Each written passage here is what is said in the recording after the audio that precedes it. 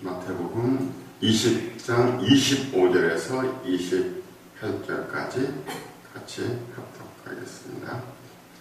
예수께서 제자들을 불러다 가라사대 이방인의 집권자들이 저희를 임의로 주관하고 그 대인들이 저희에게 권세를 부리는 줄을 너희가 알거니와 너희 중에는 그렇지 아니하니 너희 중에 누구든지 크고자 하는 자는 너희를 섬기는 자가 되고 너희 중에 누구든지 으뜸이 되고자 하는 자는 너희 종이 되어야 하리라.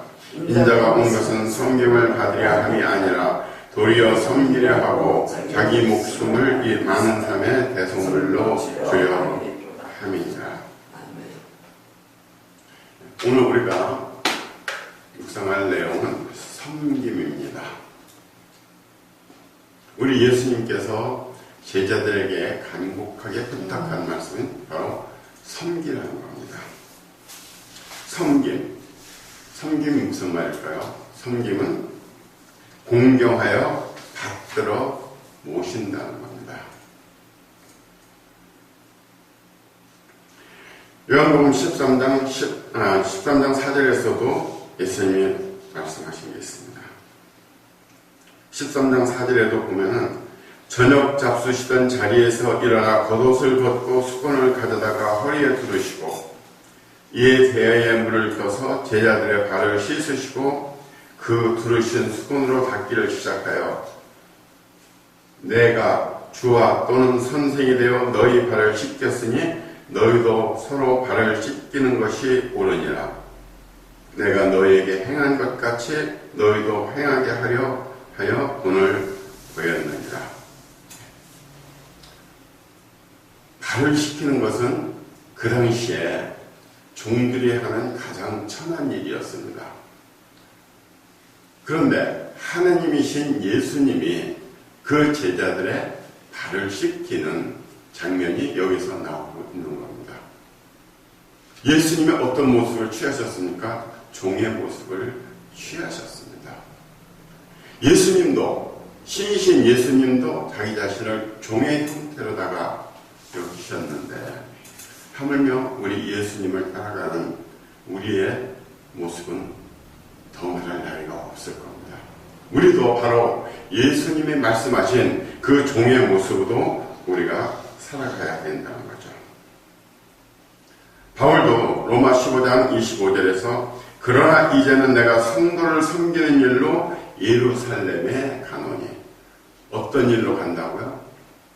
성도를 섬기는 일로 예루살렘으로 간다는 겁니다. 우리가 진정한 우리 예수님의 제자들이라면 우리는 항상 가슴속에 섬기겠다는 이 마음을 아로새기고 살아가야 될 겁니다. 하버드 대학교에는 지혜를 섬기기 위해 입학하고 섬기기 위해 졸업한다. 지혜를 배워서 섬겨야 된다는 겁니다.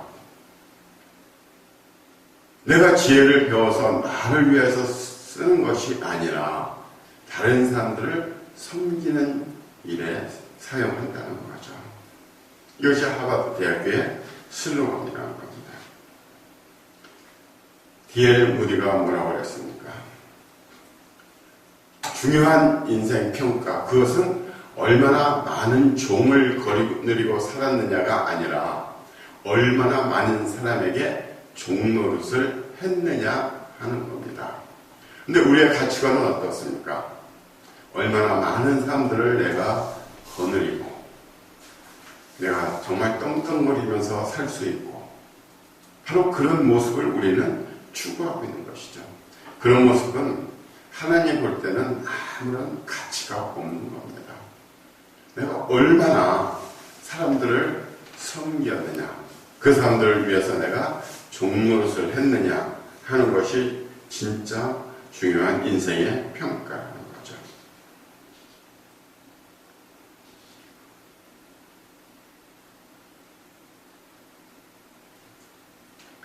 어느 교수가 연구해놓은 그 논문을 보면은요, 어렸을 때부터 집안일, 허드렛 일을 해야 성공한다는 겁니다.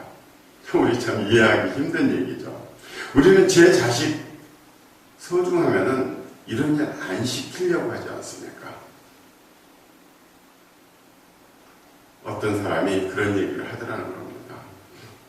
자기 딸을 손에 물 묻히지 않고 또 다른 일 하지 않는, 진짜 꼼짝 안 하고 밥 먹을 수 있는 그런 집이 있다면 시집 보내고 싶다.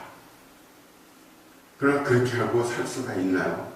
가면은 다 일을 해야 되는 겁니다. 제 자식은 진짜 이 허드렛 일을 시키고 싶지 않은 것이 우리의 심정입니다. 뭔가 잘못 생각하는 거죠. 그런데 이 교수가 연구를 해봤더니 어렸을 때부터 집안일, 허드렛 일을 많이 시켜야 된다는 겁니다. 그런 아이들이 다방면에서 숙달되고 또 책임감이 있게 되고 자신감이 있으며 성취도가 높아지더라는 겁니다. 그래서 가급적이면 어릴 때부터 어른을 도와 집안일을 많이 한 어린이일 수 있도록 자신감을 갖게 되어서 여러 분야에 도움이 되고 성공의 길로 걸어가더라는 겁니다. 이것은 미네소타 대학의 마티 로스만 교수가 84명의 어린이의 성장 과정을 추적해서 분석한 결과입니다. 그래서 3살이나 4살 때부터, 그 어릴 때부터 집안일을 도운 어린이들은 가족과의 그 친밀 관계도 좋고 학문적, 직업적으로도 성공하더라는 겁니다.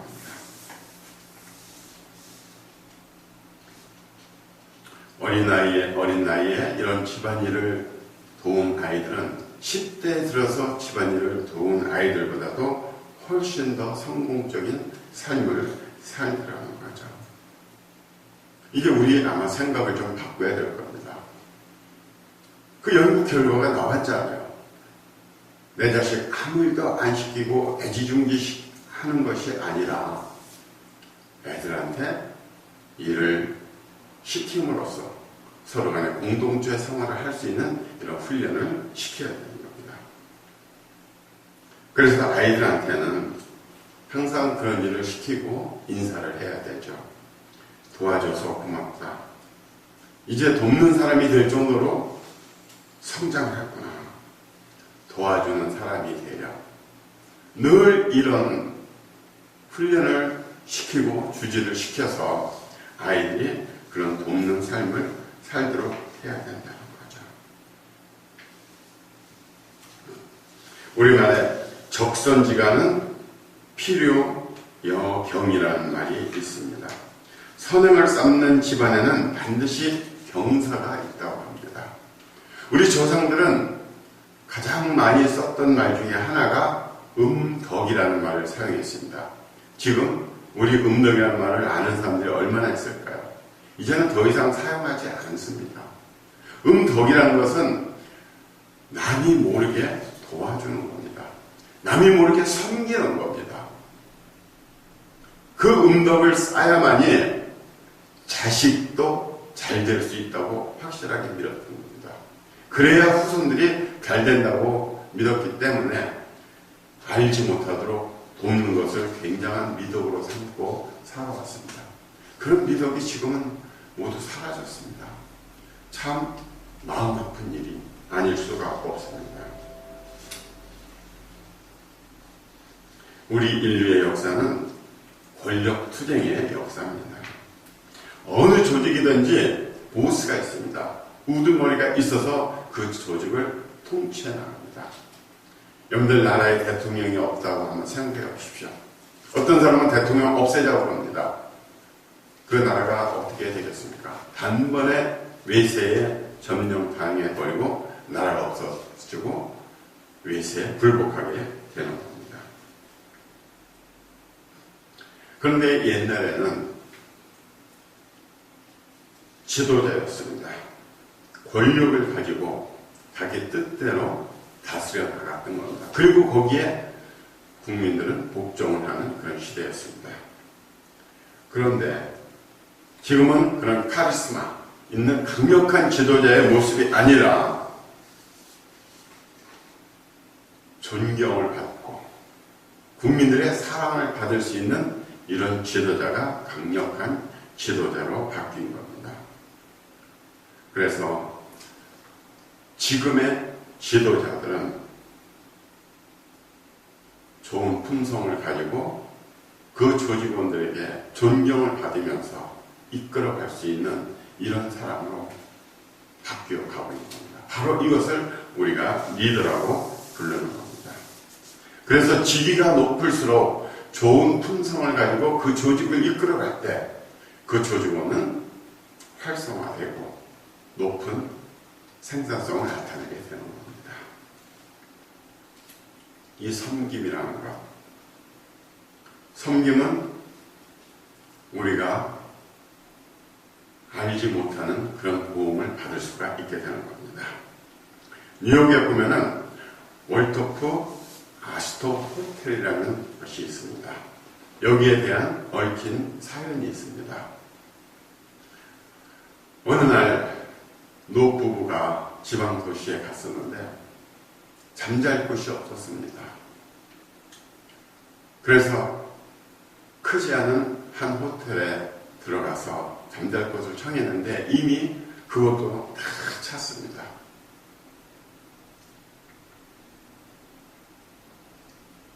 이 노부부는 정말 막막했습니다. 그때 그 종업원이 바로 볼트라는 종업원이 그 노부부에게 그러면은 제 방에서라도 주무십시오. 이렇게 권면을 하였습니다. 이 노부부는 사양했지만은 종업원은 강력히 강권을 하여서 그 노부부를 자기의 방에서 재우고 자기는 카운터에 있었던 겁니다.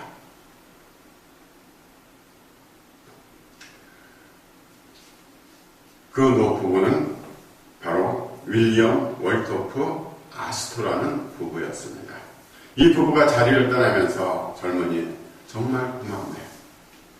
내가 언젠가 자네를 정말 큰 호텔의 관리자로 지배자로 내가 만들어주겠네. 뭐 허름하게 보이는 이 노인들이 얘기하는 거 믿겠습니까? 그래서 그냥 귀로 흘리면서 알겠습니다 하고서는 그냥 지나쳤던 겁니다. 그런데 몇 년 후에 이 볼트라는 이 종업원에게 초대장이 날려들었습니다. 뉴욕으로 와라. 그래서 그 초대장을 가지고 뉴욕을 갔더니 놀랍게도 그 큰 호텔을 이 젊은이를 위해서 지었던 겁니다. 그 호텔 이름이 바로 지금도 있는 월토프 아스토 호텔이라고 합니다.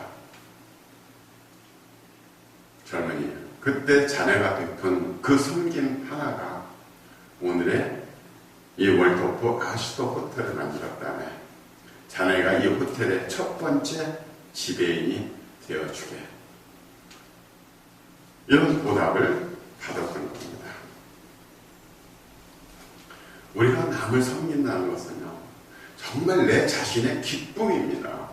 이런 섬기는 그 기쁨이 있는 사람이 바로 진정한 그리스도인이라고 우리는 말할 수 있는 겁니다. 우리는 남을 섬기기 싫어합니다. 남에게 무릎 꿇는 걸 싫어합니다. 우리 그리스도인들도 마찬가지죠. 그러나 진정한 그리스도인이라면 예수님의 무릎 꿇은 것처럼 다른 사람의 발을 씻겨주는 이런 섬김의 자세가 우리에게 있어야 되는 겁니다. 2차 대전이 발생했을 때 많은 젊은이들이 징병되어서 훈련장으로 갔습니다. 그래서 옛날에 우리나라에서도 밤 12시 되면 항상 제가 살던 그 마을에 상무열차로 해서 젊은 사람들을 논산훈련소로 다니다가 반드시 섰었습니다. 그때 저희들은 물을 떠갔어요. 주전자다가 어렸을 때. 물을 떠가면은 그 훈련소로 가는 젊은이들이 저희들한테 건빵 같은 걸 줬습니다. 먹을 것이 귀하던 시대이기 때문에 저희들은 그 건빵을 얻기 위해서 물을 떠다가 주었거든요. 그리고 김밥을 말아다가 팔기도 했고 그랬습니다. 미국에서도 그 훈련장으로 가는 그 젊은이들에게 그 역에서 여러 가지 봉사를 하고 있는 겁니다. 전쟁으로 나갈 젊은이들이니까. 그때 몸이 불편한 한 노인이 나와서 그 젊은이들에게 차를 타주는 이런 봉사를 했던 겁니다. 그런데 범상치 않은 노인이었어요. 그때 사람들이 그 훈련장에 가는 그 젊은이들이 그 노인을 알아봤던 겁니다. 혹시 루스벨트 대통령 각하 아니십니까? 예, 제가 대통령 루스벨트입니다. 이건 뭐 상상도 할 수 없는 일이 벌어진 겁니다. 일국에 아메리카 합중국의 대통령이 나와서 그 기차역에 나와서 그 훈련소로 향하는 그 젊은이들에게 차를 태주는 이런 놀라운 섬김의 현장. 이 젊은이들은 감격했습니다. 사리가 충천해졌습니다. 그래서 가서 훈련을 받고 전쟁터에 나가서 자기의 목숨까지도 바쳐가면서 그 2차 대전을 승리로 이끌었던 겁니다.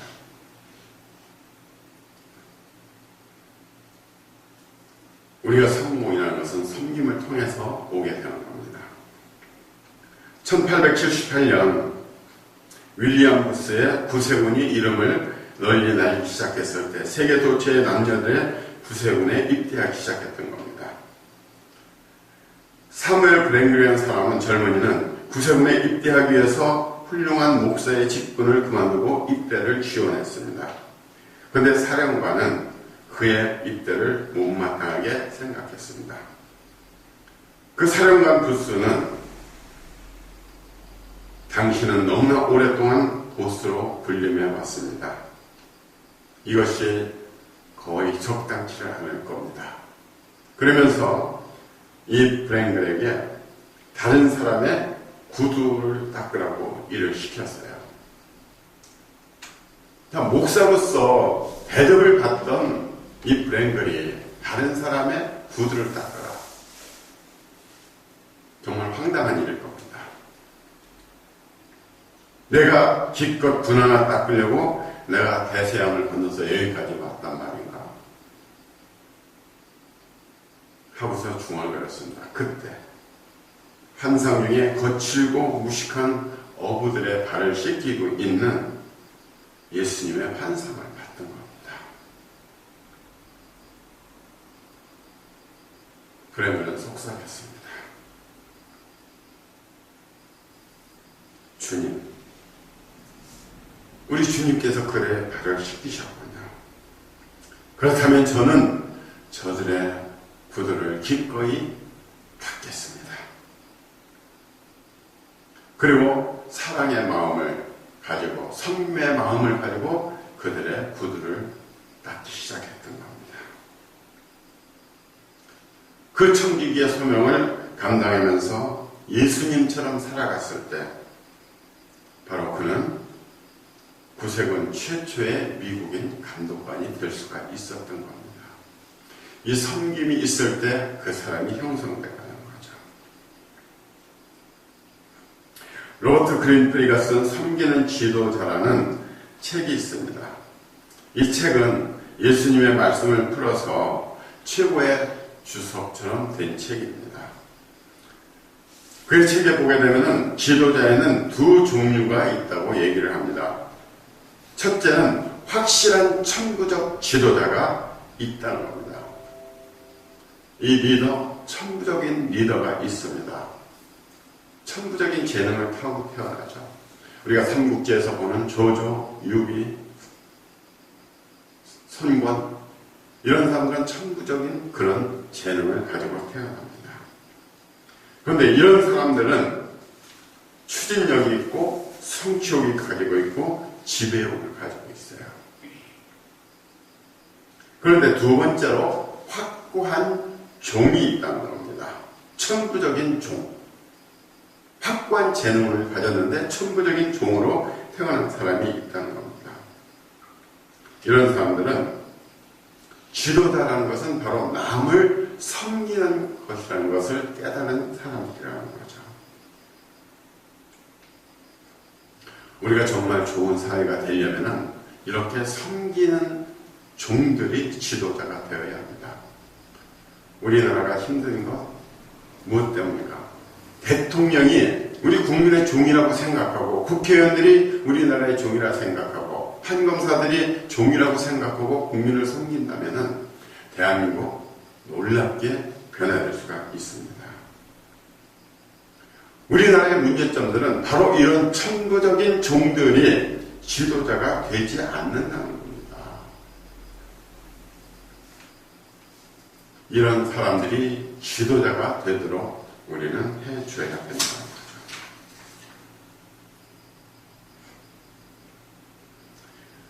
리더십은 사회적, 바로 세큘러 리더십과 크리스천 리더십이 있습니다. 사회적 리더십은 바로 거기에 써 있는 것처럼 퍼스트 어몽 맨이 있습니다. 많은 사람들의 우두머리, 첫째가 되는 것, 이것이 사회의 리더십입니다.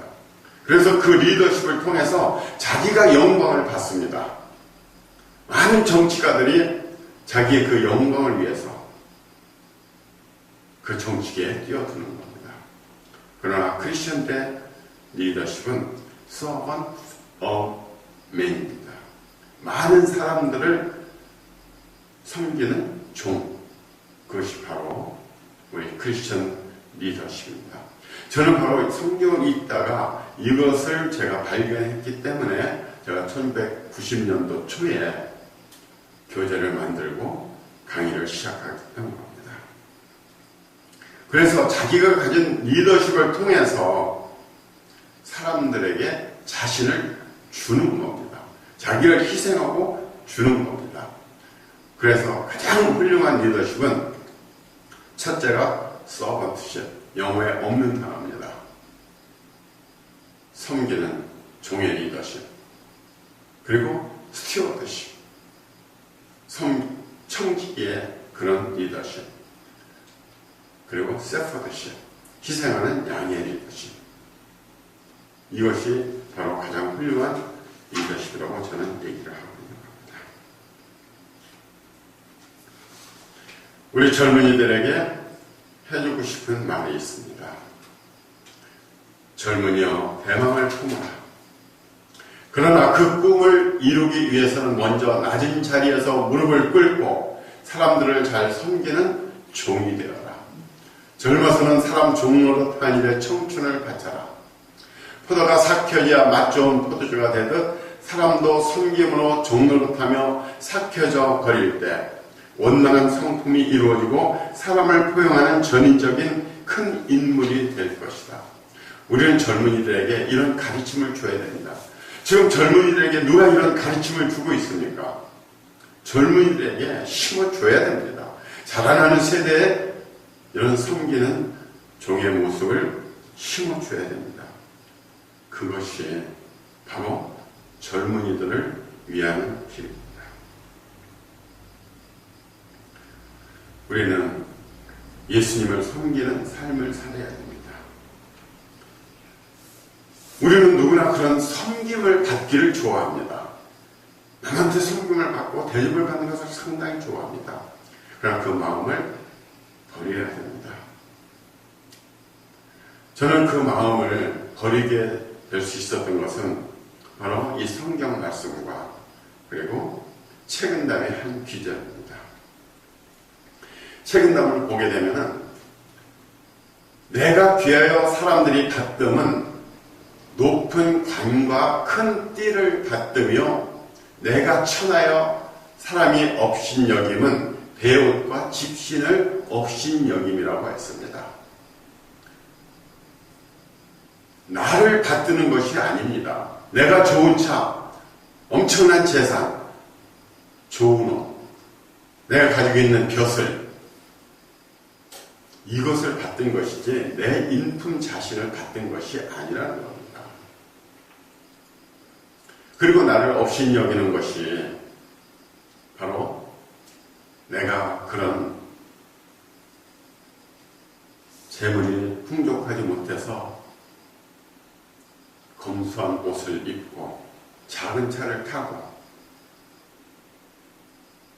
진짜 질박하게 살아가는 그 모습을 보고 사람들이 나를 업신여기는 것이지, 결코 내 자신의 인품이 잘못돼서 업신여기는 것이 아니라는 겁니다. 그런데 내가 그 섬김을 받는 것을 좋아하는 건 무슨 의미가 있느냐는 겁니다. 사람들이 나를 업신여기는 거, 그것이 무슨 의미가 있느냐는 겁니다. 내가 못된 인간이 되었을 때 업신여김을 받는 건 당연한 거죠. 그래서 저는 사실 옷 입는 것도 그렇게 신경 쓰지 않습니다. 사람들을 두려워할 필요가 없습니다. 아무리 자리가 높은 사람이라고 해도 저는 그들을 두려워하지 않습니다. 우리가 가장 두려워할 사람은 누굽니까? 두려워할 분은 누굽니까? 바로 우리의 창조주 하나님이십니다. 그분을 두려워할 줄 알아야 됩니다.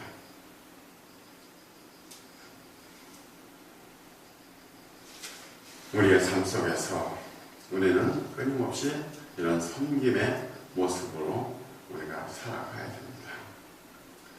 만일 누가 저더러 당신은 그런 섬김의 모습으로 살아가고 있습니까? 하고 저한테 묻는다면 저는 부끄럽습니다. 왜? 저는 그렇게 살지는 못하고 있거든요. 저는 그런 완벽한 사람이 아닙니다. 인간은 결코 완벽한 존재가 없습니다. 우리가 살아가면서 섬겨야 된다, 섬겨야 된다, 우리가 아무리 얘기를 하는 사람도 실생활에서는 대부분은 섬김이라는 단어를 잊고 살아가는 겁니다.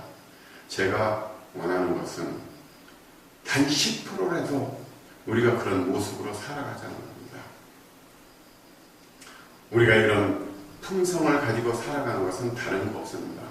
그것이 늘 내 자신한테 훈련이 돼야 됩니다.